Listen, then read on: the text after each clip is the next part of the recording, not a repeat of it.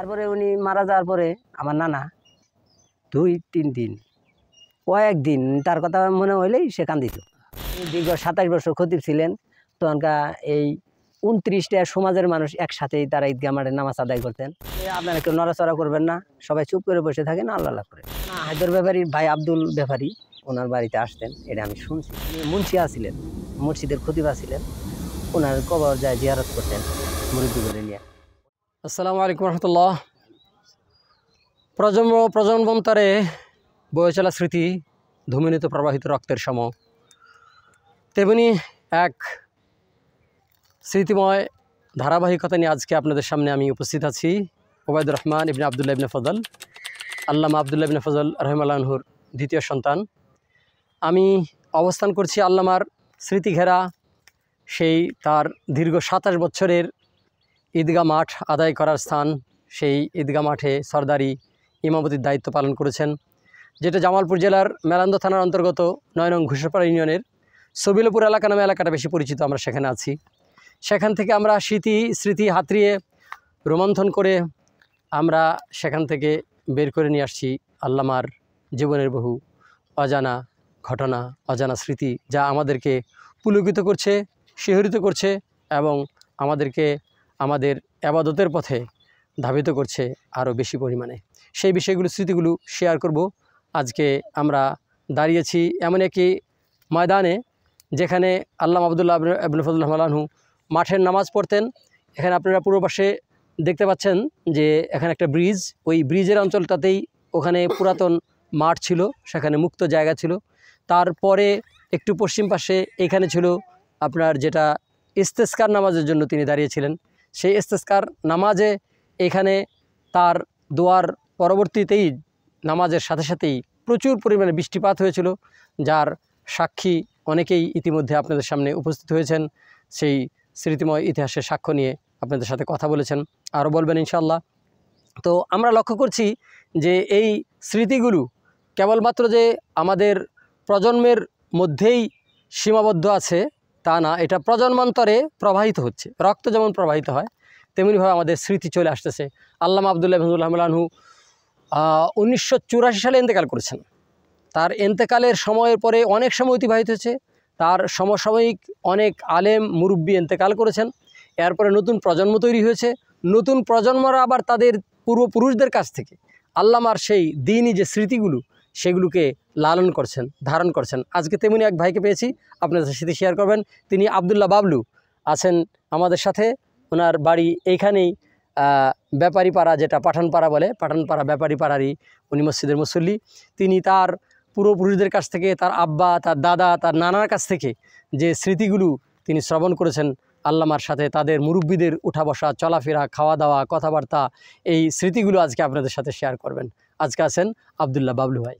আসসালামু আলাইকুম রহমতুল্লাহ। ওয়ালাইকুম আসসালাম রহমতুল্লাহ। জি আবদুল্লাহ বাবলু ভাই, কেমন আছেন? আলহামদুলিল্লাহ। আলহামদুলিল্লাহ। আপনাদের অঞ্চলে তো আল্লামা আবদুল্লাহ ইবনে ফজল রহিমাল্লাহু দীর্ঘ সময় খেদমত দিয়েছেন, উঠা বসা করেছেন, চলাফেরা করেছেন, বলা যায় আমৃত্যু আর কি, তার মৃত্যু পর্যন্তই। তার ইন্তেকালও যে বছর হয়েছে তিনিও সেই বছরই এই মাঠের খতিবের, মাঠের সরদারের দায়িত্ব পালন করেছেন। তো আপনারা হয়তো তাকে দেখেননি, আপনার বয়সের যারা আছেন, কিন্তু আপনাদের মুরব্বির কাছ থেকে শুনেছেন। তো আপনাদের দাদা, আব্বা, এরকম মুরব্বিদের কাছ থেকে আপনারা যে শুনেছেন, তো সেখান থেকে আল্লামার এই এলাকায় আগমন, এলাকায় মাহফিল করা, পাঠ পড়া, এই বিষয়গুলো সম্পর্কে আপনি কি জানতে পারছেন তাদের কাছ থেকে?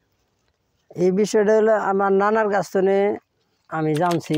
উনি নামাজ পড়তে যায় আলোচনা করছেন বসে থেকে।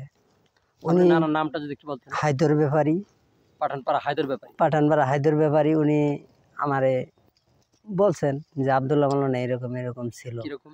যেরকম উনি যে জায়গায় ওয়াজ করতে যেতেন অনেক লোকজন আসতো বিভিন্ন দেশ থেকে। হানাফি, মোহাম্মদী এগুলো কোনো তো উল্লেখ ছিল না। এক কথায় যে আবদুল্লাহ মাওলানার ওয়াজ বক্তৃতা আমরা শুনবো, বিভিন্ন জায়গায় থেকে আসতেন। তারপরে উনি মারা যাওয়ার পরে আমার নানা 2-3 দিন কয়েকদিন তার কথা মনে হইলেই সে কান্দিত। তার ভক্তের লোক ছিল। তারপর উনি যে আমাদের ঈদগাহ মাঠের ইমাম ছিলেন, খতিব ছিলেন, উনি দীর্ঘ 27 বছর খতিব ছিলেন। তখনকার এই 29টা সমাজের মানুষ একসাথেই তারা ঈদগাহ মাঠে নামাজ আদায় করতেন। কিন্তু উনি মারা যাওয়ার পরে পরে আর একটা ঈদগাহ মাঠ বাইরে গেছে। তারা ওই কায়েতপাড়া থেকে তারা আসতে পারে না, অনেক রাস্তা লম্বা হয়ে যায়। কিন্তু উনি থাকলে আমার মনে হয় এটা আলাদা হইতো না। সম্মানিত দর্শক শ্রোতা, আপনারা শুনতে পারলেন যে আল্লামার প্রতি যে তাদের আবেগ এবং ভালোবাসা, সে দিনই যে মহাব্বতটা ছিল, এই মহাব্বতে তার নানার সাথে আল্লামার কোনো রক্তের সম্পর্ক বা আত্মীয় সম্পর্ক গড়ে ওঠেনি, গড়ে উঠেছে দিনই সম্পর্ক। এই দিনই সম্পর্কটা এত গভীর ছিল যে নিজের ছেলে মেয়ে বা বাবা মা হারালে যে শোক, এই শোক বা তার চেয়ে বেশি শোক তাদের মধ্যে প্রকাশ পেয়েছে। এটা যেমন আমরা দিনই মহাব্বতটা লক্ষ্য করেছি, নবীদের সাথে সাহাবে আজমাইনের শোক, নবীজিকে হারালেন যখন, তখন কি হলো। তো এরকম আলেমদের সাথে, যারা দিনে হাক্কানি আলেম যারা, তাদের সাথে জনগণের একটা গভীর মহাব্বতের সম্পর্ক তৈরি হয়, যেটা আসলে কোনো কিছুতে মূল্যায়ন করা যায় না, সেটা অনুপম হিসাবে আমাদের কাছে থাকে। আমি বাংলাদেশের বহু জায়গাতে এরকম ব্যক্তিকে পেয়েছি যারা আল্লামার এন্তেকালের 40 বছর পরেও আমাকে জড়িয়ে ধরে হু হু করে কান্না করেছেন। সেই সাথে আরেকটা বিষয় এখানে লক্ষণীয়, আমরা আবদুল্লাহ বাবলুর ভাইয়ের কাছ থেকে যেটা জানতে পারলাম, যে এখানে আল্লামার ওয়াজ শোনার জন্য কেবল যে আহলে হাদিস বা সালাফি ভাইয়ের আসছেন তা না, এখানে হানাফি মাযহাব বলে যে অন্যরা আসে নাই তা না, এখানে তার দ্বীনি আলোচনা শোনার জন্য, হেদায়েত লাভ করার জন্য, কোরআনের অমীয় বাণী পান করার জন্য সেখানে শত শত হাজার হাজার অন্য মাযহাবের ভাইয়েরাও আসছে। সেই জিনিসগুলো আপনারা আজকে আবদুল্লাহ ভাইয়ের কাছ থেকে স্মৃতিচারণ করতে পারলেন। তো ভাই, আপনাদের এখানে যে উনি আসতেন, মুরব্বীদের কাছে আপনারা শুনলেন, তো এখানে কোনো মাহফিলের স্মৃতি আপনার মনে আছে? একটা স্মৃতি, আমার আব্বা বলেছেন যে উনি সিরাজ হাজি সাহেবের বাড়িতে জনকায় একটা সভা দিলেন ওয়াজ মাহফিলের। তখন হঠাৎ করে এই আকাশ অনেক বৃষ্টির হয়ে গেল, মেঘাচ্ছন্ন হয়ে গেল। হয়ে যাওয়ার পর উনি বললেন যে আপনারা কেউ নড়াচড়া করবেন না, সবাই চুপ করে বসে থাকেন, আল্লাহ আল্লাহ করেন, দেখা যাক আল্লাহ কী করে। ইতিমধ্যে এই বৃষ্টিটা কেটে গেল। এটা আমার আব্বার স্মৃতি, আমার কাছে বলছেন। তো আপনাদের এলাকায় যদি উনি আসতেন, তাহলে কার বাড়িতে উঠতেন, বসতেন?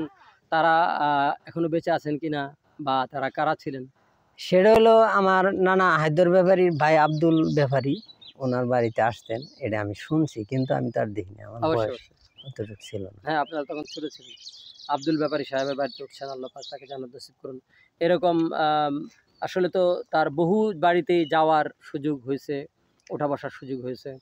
তো এছাড়া আপনার যেমন নানার কথা বললেন, আব্বার কথা বললেন, আপনার দাদা বা এলাকার কোনো মুরব্বির কোনো স্মৃতি কথা আপনার সাথে শেয়ার করেছে এরকম? আমি আবদুল্লাহ মৌলানা সাহেব মারা যাওয়ার পরেও তো আমরা পৃথিবীতে আইছি, জি জি।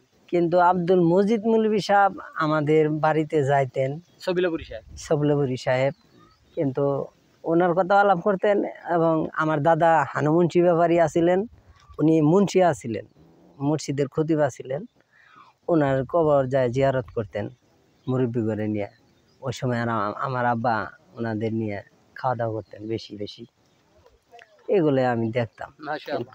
এখানে আরেকজন নক্ষত্রের কথা আপনারা শুনতে পারলেন, আল্লামা আব্দুল মাজিদ সাবিলাপুরি রহমতুল্লাহ আনহু।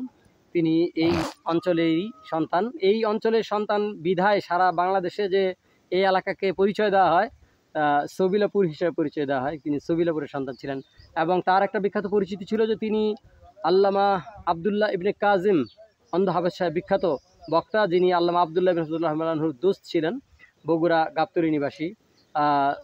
উনি ছিলেন আব্দুল মজিদ সবিলাপুরি সাহেব ছিলেন ইবনে কাজিম রহমতুল্লাহ আনহুর উস্তাদ। যার ফলে আল্লামা আব্দুল ইবনে কাজিম রহমতুল্লাহ আনহু যখন এখানে আসতেন, তখন আব্দুল মজিদ সবিলাপুরি সাহেবের বাড়ি যেতেন, সাক্ষাৎ করতেন, উস্তাদের কদর করতেন, খোঁজখবর নিতেন। তো সেই স্মৃতিময়, স্মৃতিধন্য এলাকা, এখানে অনেক মানে যেটাকে আমরা মানিক বলি আর কি, সেই অনেক নক্ষত্রের এখানে পদধূলি পড়েছে। এখানে তারা আসছেন, এবং এখানে অনেকের জন্ম হয়েছে। আল্লামা আবদুল্লাহ ইবনে ফজল এখানে আসছেন, আব্দুল মজিদ সবিলাপুর এখানে জন্ম। এইভাবে এই এলাকা আহলে হাদিসদের একটি গুরুত্বপূর্ণ অঞ্চল। আপনারাও আসবেন এই এলাকাতে। তো আপনাদের সকলকে স্বাগত জানাচ্ছি আমাদের এই এপিসোডে অংশগ্রহণ করার জন্য, এবং আমরা আপনাদের মাধ্যমে সারা দুনিয়াব্যাপী ছড়িয়ে পড়ুক এই আলোচনা, যাতে করে সবাই দিনের প্রতি আরও উদ্বুদ্ধ হয়। এবং আপনাদের কাছে রয়ে যাওয়া আরও স্মৃতি কথাগুলো আমাদের সাথে শেয়ার করুন। আমরা আপনাদের সাথে গিয়ে এগুলো আরও জনগণের কাছে পৌঁছাতে পারি, যাতে তারা উপকৃত হতে পারে, দিনের সম্পর্কে উদ্বুদ্ধ হতে পারে, দিনের সম্পর্কে, এবং আমাদের জান্নাতের পথ আরও সুগম হতে পারে। এই সমস্ত আলোচনার মাধ্যমে আল্লাহ পাক রব্বুল আলামিন আমাদেরকে সেই তৌফিক দান করুন। সকলকে জাযাকাল্লাহ খায়ের দিয়ে, বাবলু ভাইকে ধন্যবাদ জ্ঞাপন করে জাযাকাল্লাহ খায়ের দিয়ে আপনাদের সবাইকে এই সমস্ত কল্যাণ কাজে এগিয়ে আসার আহ্বান জানিয়ে আমি এখানেই সমাপ্ত জানছি। জাযাকাল্লাহ খায়ের।